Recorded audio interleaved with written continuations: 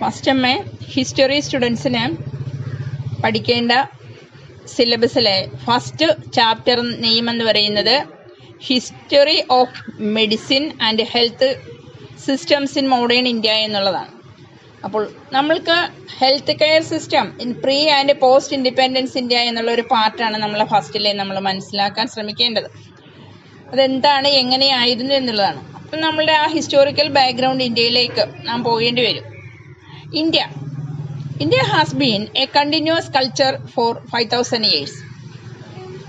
This means that even before the British and modern medicine science entered the Indian medical science, India had a well-established medical system. Our history of established healthcare systems is as old as the assimilation of the Aryan culture.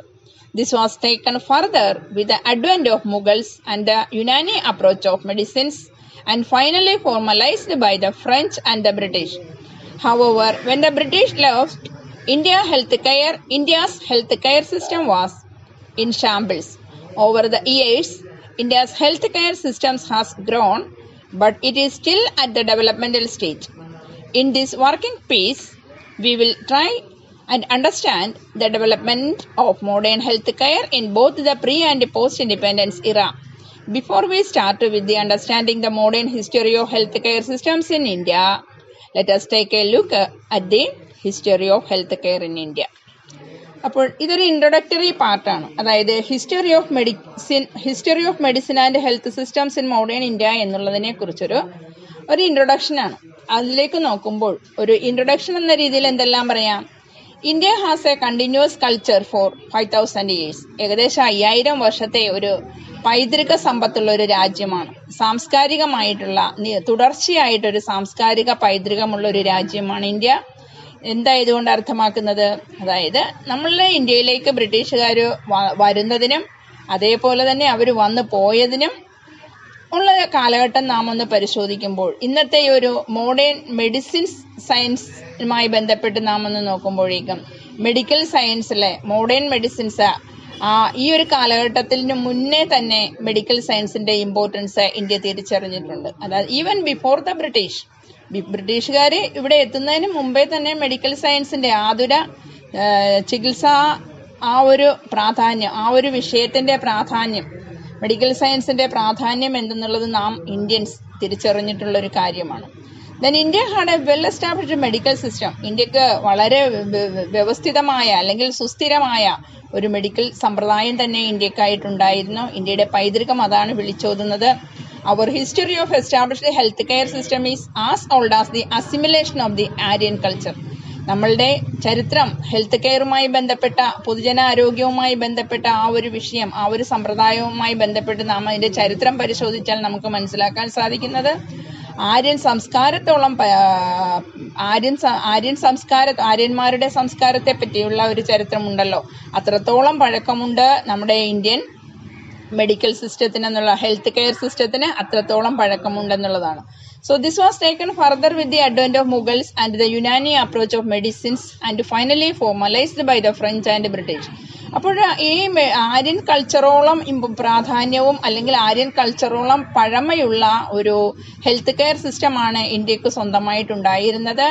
ഇതിലൂടെ നാം വീണ്ടും നമുക്ക് മനസ്സിലാക്കാൻ സാധിക്കുന്നത് ഇതിൻ്റെയൊക്കെ പ്രസക്തിയും പ്രചാരതയും പ്രാധാന്യവും എല്ലാം കൂടുതലായിട്ട് ഇങ്ങോട്ട് ഇന്ത്യക്ക് കൈവരിക്കാൻ സാധിച്ചത് മുഗളന്മാരുടെ ആഗമനത്തോടുകൂടി. അപ്പോഴേക്കും ഇവിടെ ഒരു യുനാനി സമ്പ്രദായത്തിന്റെ വരവ് അവയെല്ലാം തന്നെ കൂടുതൽ വീണ്ടും ഇതിന്റെ ഉയർച്ചയിലേക്ക് കൊണ്ടുവന്നത് ഫ്രഞ്ചുകാരും ബ്രിട്ടീഷുകാരുമാണ് എന്നുള്ളതാണ് ചരിത്രം പറയുന്നത്. However, when the British left, India's healthcare system was in shambles. പക്ഷെ എന്നാലും ബ്രിട്ടീഷുകാർ ഇവിടം വിട്ട് പോയപ്പോഴേക്കും ഇന്ത്യയിലെ ഏകദേശം ഈ ഹെൽത്ത് കെയർ സിസ്റ്ററിന്റെ ആ ഒരു ചരിത്ര പശ്ചാത്തലം നോക്കിയാൽ അത് കുറച്ചൊക്കെ സുസ്ഥിരമായ രീതിയിൽ കുറച്ചുനാൾ മുന്നോട്ട് പോയില്ല. അത് ഏതാണ്ട് തകർന്ന തരിപ്പണമാകുന്ന ആ ഒരു രീതിയിലായിരുന്നു ബ്രിട്ടീഷുകാർ ഇവിടം വിട്ടു പോയപ്പോൾ നമ്മളുടെ health care system. Over the years, India's healthcare system has grown, but it is still at the developmental stage. കഴിഞ്ഞ കുറേ വർഷങ്ങളായി, നൂറ്റാണ്ടുകളായി എന്ന് തന്നെ പറയാം, ഇന്ത്യയുടെ ഹെൽത്ത് കെയർ സിസ്റ്റം അത് വളരുന്നുണ്ട്. പക്ഷെ എന്നാൽ തന്നെ ഇപ്പോഴും അതും ഇന്നും ഒരു വികസനാവസ്ഥയിലൂടെ കടന്നുപോയിക്കൊണ്ടിരിക്കുകയാണ്. ഇൻ ദിസ് വർക്കിംഗ് പീസ്, ഈ ഒരു ചാപ്റ്ററിലുടനീളം നാം പഠിക്കുന്നതും നാം ശ്രമിക്കുന്നതും development of modern health care എന്താണ്, അതിന്റെ അവസ്ഥ എന്താണ്, അതിനെപ്പറ്റി മനസ്സിലാക്കുക. അത് both pre and post independence period, അതായത് പ്രീ ഇൻഡിപെൻഡൻസ് പീരീഡിലും പോസ്റ്റ് ഇൻഡിപെൻഡൻസ്, സ്വാതന്ത്ര്യ ലബ്ധിക്ക് മുൻപും സ്വാതന്ത്ര്യം ലഭ്യമായതിനു ശേഷവും ഈ ഒരു ഹെൽത്ത് കെയർ സിസ്റ്റം എത്രത്തോളമാണ് ഇവിടെ വികസിതമായിട്ടുള്ളത്, അതിന്റെ ഒരു പശ്ചാത്തലം എന്തായിരുന്നു, ഇങ്ങനെയുള്ള കാര്യങ്ങളാണ് ഈ ഒരു ചാപ്റ്ററിലൂടെ നമുക്ക് മനസ്സിലാക്കുവാനായിട്ട് സാധിക്കുക.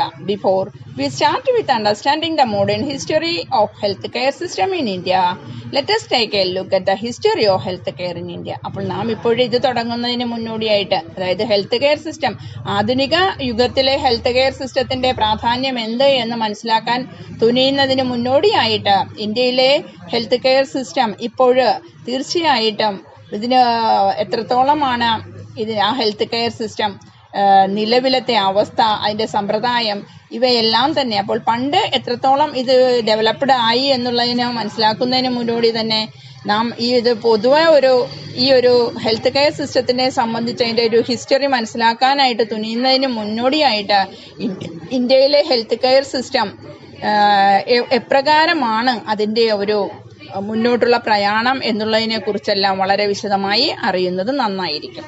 അപ്പോൾ ഇതാണ് ഇതിന്റെ ഒരു ഇൻട്രൊഡക്ടറി പോയിന്റ്സ് എന്ന രീതിയിൽ പറയാനുള്ളത്. ഓക്കെ, ദെൻ നെക്സ്റ്റ് പാർട്ട് എന്ന് പറയുമ്പോഴേക്കും history of health care in India. അതിലെ first one, public health in British India. Public health in British India. So here it is quite interesting to note that the first modern hospital in India was established by Portuguese in 1510. വളരെ രസകരമായ ഒരു കാര്യമാണ്. ഇവിടുത്തെ ഇന്ത്യയിലെ ആദ്യത്തെ modern ആയിട്ടുള്ള ആദ്യത്തെ hospital establish ചെയ്തത് പോർട്ടുഗീസുകാരാണ്. അത് 1510 it was known as the royal hospital. അതിന്റെ പേര് റോയൽ ഹോസ്പിറ്റൽ എന്നായിരുന്നു. However the real revolution in health care practices was brought by the French and the British colonist. എന്നാൽ ഇവിടുത്തെ യഥാർത്ഥത്തിലുള്ള ഈ ഒരു രംഗത്ത് വിപ്ലവകരമായ മാറ്റങ്ങളും അതിനനുസരിച്ചുള്ള പ്രായോഗികമായിട്ടുള്ള പരിജ്ഞാനവും എല്ലാം ഇവിടെ എത്തിച്ചു തരുവാനായിട്ട് സാധിച്ചിട്ടുള്ളത് ഇവരാലാണ്. ആരാണ്? French and British colonist. Especially the British who built their first hospital in Madras in 1667. പ്രത്യേകിച്ചും ഇതിനൊരു വിപ്ലവകരമായ മാറ്റം ഈ രംഗത്ത് വരുത്തി തീർക്കുവാൻ സാധിച്ചത് ബ്രിട്ടീഷുകാരാണ് ആദ്യത്തെ ഹോസ്പിറ്റൽ 1667 മദ്രാസിൽ സ്ഥാപിച്ചത്. ഇതിനെ തുടർന്ന് കൂടുതൽ ഹോസ്പിറ്റല് അവരുടെ സെന്റേഴ്സ് അവർ പല സ്ഥലങ്ങളിലായിട്ട് സ്ഥാപിച്ചു. Followed by more hospitals at their centres.